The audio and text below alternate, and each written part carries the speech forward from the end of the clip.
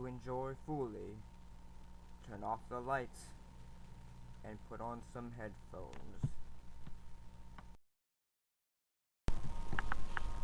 I'm sure we all know about the television show Doctor Who, right? Our favorite British science fiction television series. The one about the time-traveling alien who transforms into a new person every time he is dying or is mortally wounded? Well, there's some dark truth behind it. There was once a 13-year-old boy named Jonathan Smith who attended an all-boys school in London during the 1940s. Due to his learning disability, he was often scolded by the teachers and bullied by his classmates. He was a troubled young boy, always dreaming and looking out the window in a sullen or anxious manner.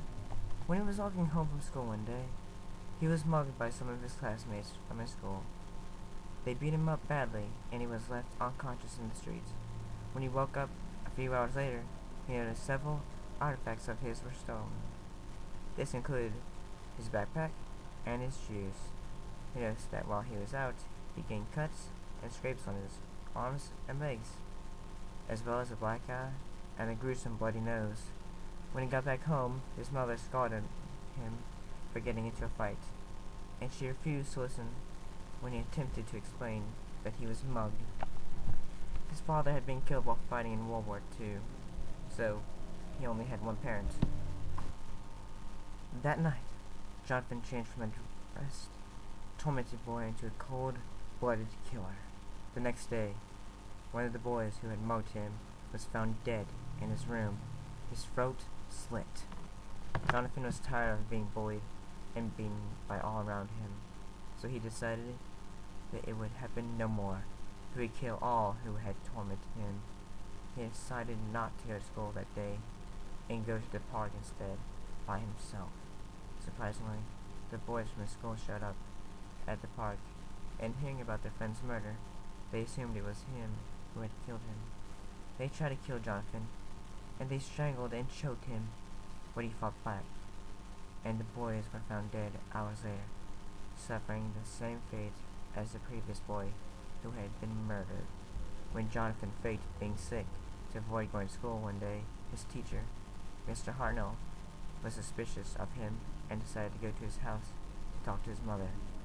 When Mr. Hartnell decided to call the police on him, Jonathan shot and killed both him and his mother, and then locked their bodies in his trunk down in the cellar of the house. They decided to run away from his deserted home and live on the streets, where no one would find him. He made his own secret hideout in a cavern underneath the streets of London that he had discovered while hiding in the sewers from policemen. He began to enjoy killing, so he killed anyone he saw when on the streets of London at night. He killed innocents, helpless innocents, because his tormented psyche had told him to do so. Kill for fun, his unconscious had told him. Eventually, police discovered where Jonathan was hiding, and he was arrested and taken to an insane asylum. In the asylum, he often fell asleep and imagined himself to be on another planet. He called this imaginary planet Gallifrey, and he believed that the inhabitants of Gallifrey could change their appearance whenever they were mortally wounded. This was based on how sometimes he would disguise himself whenever police came looking for him. In his imagination, he took the form of Mr. Hartnell and believed that he had taken Mr. Hartnell's soul when he had killed him. He believed all his victims' souls were in his body, and that whenever he died in this imaginary world, that he would take the form of his victims.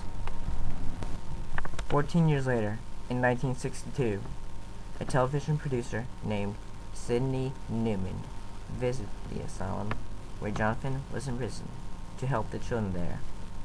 Newman was the creator of Doctor Who, and he would create the show 1 year later. He had heard that Jonathan had a good imagination, so he had asked him if he could help with his upcoming show. Newman thought of the concept of time travel in the show and the concept of the telephone box, the TARDIS, as a time machine. It was Jonathan who had thought of the concept of Gallifrey and the Time Lords. The first actor who played the Doctor in 1963 was William Hartnell, who bore a resemblance to Mr. Hartnell.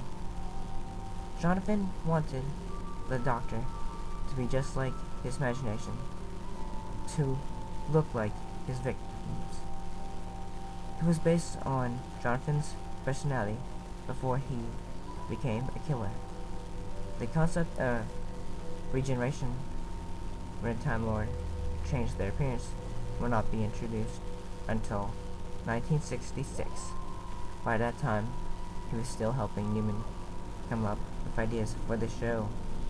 Every actor that played the Doctor was supposed to look like one of Jonathan's victims, and Newman had done these ideas for the show without knowing what Jonathan had been thinking.